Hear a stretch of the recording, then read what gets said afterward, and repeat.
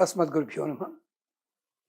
భగవద్బంధులరా, ఒక ధర్మ సందేహం ఏమిటంటే, అయ్యా, మాటలు ముద్దగా ఉన్నవాళ్ళు కానీ, పళ్ళ వరుస సరిగ్గా లేనివాళ్ళు, పళ్ళు లేనివాళ్ళు మంత్రాలు చదివితే తప్పులు వస్తాయంటారు కదా. మంత్రాలు సరిగ్గా పలకమంటారు కదా. మరి ఇది ప్రమాదం జరుగుతుందా? వాళ్ళు మంత్రాలు చదువుకోవాలని ఉంటుంది, వాళ్ళు చదివితే ప్రమాదమా? ఇది ప్రశ్న. అయ్యా, మీరు అక్కడితో ఆగారు, మేము కొంచెం ముందుకెడతాం. దివ్యాంగులు ఉంటారు, అంటే పాత పరిభాషలో అంగవికలురు. ఎలాగా? మూగవాళ్ళు ఉన్నారండి, మరి వాళ్ళు మంత్రాలు పైకి చదవలేరే, ఏం చేయాలి వాళ్ళు? బాబు, ఇలాంటి దానికి మన పెద్దలు, ఋషుడు ఎప్పుడూ మార్గం చూపించారు. శంకరాచార్య వారి కాలంలో ఒక మహానుభావుడు మూగవాడు, స్వామివారు అనుగ్రహించిన మాటలు చేశారా? మూగం కరోతి వాచాలం శ్లోకం ఉంది కదా. ఏమిటి దీంట్లో అంతరార్థము?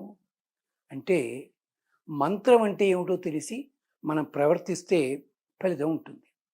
ఇవాళ పళ్ళు సరిగ్గా ఉన్నవాళ్ళు, ముద్దమాట లేని వాళ్ళు, ఏదో ఇంకొకళ్ళు మేము మంత్రాలు బాగా చదువుతున్నా ఉంటూ కొన్ని స్తోత్రాలలో ఎన్ని తప్పులు చదువుతున్నారో టీవీలో చూసినా బయట చూసినా గుండె చెల్లా చెదరైపోతుంటుంది.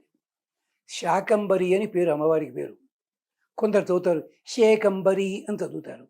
ఏమన్నా ఉందా? సకలం అని ఉంటుంది అక్కడ, శకలం అని చదువుతారు. శకలం అంటే ముక్కలు, సకలం అంటే అంత. అలాగే చాలా ఉన్నాయండి ఇలాంటివి. అలాగే కొన్ని స్తోత్రాల్లో సమాసాలు ఉంటాయి. ఆ సమాసం ఎక్కడ పదం విడగొట్టాలో అక్కడ విడగొట్టకుండా పదాన్ని పక్కకి విడగొడితే అర్థం మారిపోతుంది. దానికి చెప్పనా మంత్రాలు ఏమిటన్నవి? రామునితో కపివరుండి ఇట్లనియే ఉంది. వీళ్ళు ఎలా చదువుతా అంటే రాముని తోక పివరుండి ఇట్లనియే అన్నట్టుగా చదువుతారు మంత్రాలు. అవన్నీ కూడా చాలా ప్రసిద్ధి. కొందరు పీఠాధిపతులే హెచ్చరించారు, ఈ స్తోత్రంలో తప్పులు చదువుతున్నారు, జాగ్రత్త. శేషాస చాచాచ చూపించండి అంటారు. అది చూపించండి, అది చకారం, అది చకారం కాదు. అంచేత మనమే ఇన్ని తప్పులు చేస్తుంటే ప్రమాదాలు జరుగుతాయే. అందుకనే వాళ్ళకు కూడా మార్గం చెప్పారు. ఏమిటది? వాళ్ళకి ఒత్తులు పలకవు, లేదా ముద్దమాట వస్తుంది, అక్షరాలు సరిగ్గా పలకవరుగా. అలాంటి వాళ్ళకి చెప్పింది ఏమిటంటే, కొన్ని మంత్రాలు ఉన్నాయి, ఆ మంత్రాల్లో ఒత్తక్షరాలు ఉండవు, ఒత్తులు ఉండవు, ద్విత్వాక్షరాలు ఉండవు, పెద్ద పెద్ద మెలికలు తిరిగిన అక్షరాలు ఉండవు. హాయిగా చాలా చిన్న ఉదాహరణ, రామ రామ రామ. ఏం కష్టం అండి? ఏమొస్తుందండి? ఏం ప్రమాదం లేదే. ఇలాంటివని మళ్ళీ శివ శివ శివ అన్నాం అనుకోండి, సి అనేసరికి చడుకుని షకారం వచ్చే ప్రమాదం ఉంటుంది. ఇలాంటివే శివమంత్రాలు ఉన్నాయి, రామమంత్రాలు ఉన్నాయి, అన్నీ కూడా ఉన్నాయి.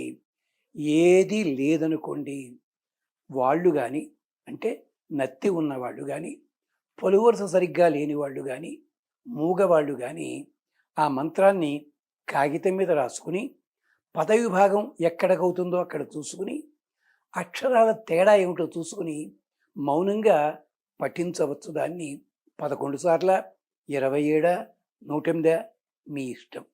దీన్నే అంటారు మననము చేయుట. మననాత్ త్రాయత ఇది మంత్రం. దాంట్లో బీజాక్షరాలు ఉన్నా కూడా వాళ్ళకి మాత్రం ప్రమాదం లేదు.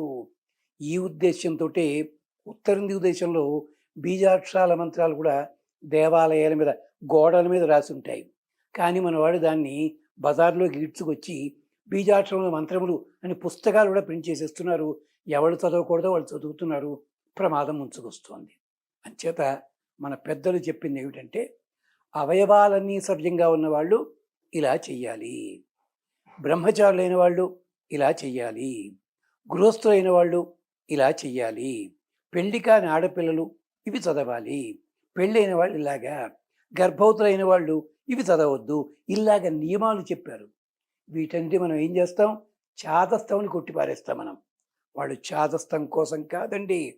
గమనించండి, పురాణాల్లో కూడా కొందరు ఈ ఏమంటారు దివ్యాంగులైన వాళ్ళు ఉన్నారు. వాళ్ళు కూడా గురువు గారికి సేవలు చేసి వాళ్ళు కూడా మాటలు మాట్లాడి అద్భుతమైన ఋషులుగా ఎదిగిన వాళ్ళు ఉన్నారు చాలామంది. ఇప్పటికి కూడా కొందరు ప్రముఖ విద్వాంసులు కొన్ని కొన్ని పదాలని పనిగట్టుకు సంధి విడగొట్టి చదువుతారు వాళ్ళు. ఒకసారి నాలాంటి వాడు ఎవడో అడిగాడు, గురువుగారు ఏమిటండి ఇది అని. అంటే నాయన, నాకు చిన్నప్పటి నుంచి ఒక సమస్య ఉంది. ఇలాంటి ద్విత్వాక్షరాలు వచ్చినప్పుడల్లా తడబడతాను నేను. అంచేత మా గురువుగారు చెప్పింది ఏమిటంటే, ఆ పదాన్ని విభాగించి చదువు, తప్పేమీ లేదు. విసంధి చేయడం తప్పు, విసంధి పర్వాలేదు, దుస్సంధి మాత్రం చెయ్యకూడదు. అది పెద్దలు చెప్పింది. ఆ కారణం చేత గుర్తుపెట్టుకోండి అమ్మా, మౌనంగా పఠించవచ్చు. ఒకవేళ వాళ్ళ చదువు రాదనుకోండి, వాళ్ళకు కూడా మార్గం చెప్పారు. ఈ మంత్రముని ఒక కాగితం మీద రాసి జాగ్రత్తగాను ఆ ఎదురుకుండా గోడకు అతికించి పెట్టుకోవడం. మంత్రం చదవడం వచ్చినా రాకపోయినా దాని వైపు ఒకసారి 1 నిమిషం 2 నిమిషాలు అలా చూచి దాన్ని దండం పెట్టుకోవడం. వీలైతే కాస్త పసుపు కుంకుమ పెట్టడం. పాత రోజుల్లో అయితే కాగితాలు పాడైపోతాయి. ఇప్పుడు జిరాక్స్లు వచ్చాయి, లామినేషన్లు వచ్చాయి, మరొకటి వచ్చాయి కదా. ఆ ఇబ్బంది ఏం లేదమ్మా. ఇది సంగతి.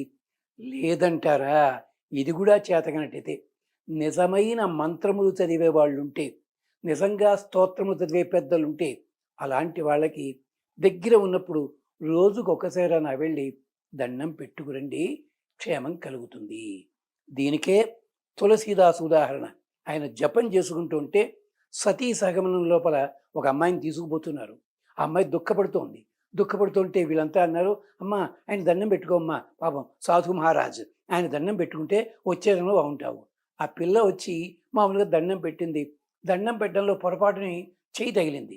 ఆయన కళ్ళు మూసుకుని దీర్ఘ సుమంగళి భవ అన్నట్టుగా దీవించాట. చుట్టుపక్కల వాళ్ళు మండిపోయింది, ఇతడు బుద్ధి ఉందా లేదా ఆయనకని చెప్పి. కానీ తమాషా ఏమిటో తెలిసిన, పోయిన వాళ్ళు లేచి కూర్చున్నాడు. అంటే ఆ మంత్రం ఆయన అంత బాగా చదివాడు చూడండి. ఆ ప్రభావం చేత పోయినవాడిని బతికించాడు స్వామి. ఈ కథ అంతా ఉంది. అంచేతమ్మా కంగారేం లేదు. చిన్నపిల్లలు అనుకోండి అంటారు, వాళ్ళకి తప్పు లేవు. అందుకని వాళ్ళకే చక్కగా ఓ నమ శివాయ సిద్ధన్నమ అంటారు. ఓం నమ శివాయ సిద్ధన్నమ అది అసలు మంత్రం. కానీ పిల్లాడి పలికితేప్పుడు అలాగే ఓ నామా అని చదువుతాం కదా మనం. ఇవి ఎందుకోసం వచ్చాయి? అంచేత కంగారు పడకండి, శ్రద్ధగా చేసుకోండి. శ్రద్ధ అవసరము, మననము అవసరము. అంతా తెలుసున్న వాళ్ళమంట సంధులు తప్పులు చదువుతూ, పదాలు తప్పులు విడగొడుతూ, శ్లోకాలకు అర్థాలు నోటికొచ్చి చెప్పుకుంటున్నాం మనం. మనం కూడా గుర్తుపెట్టుకోవాలి. స్వస్తి.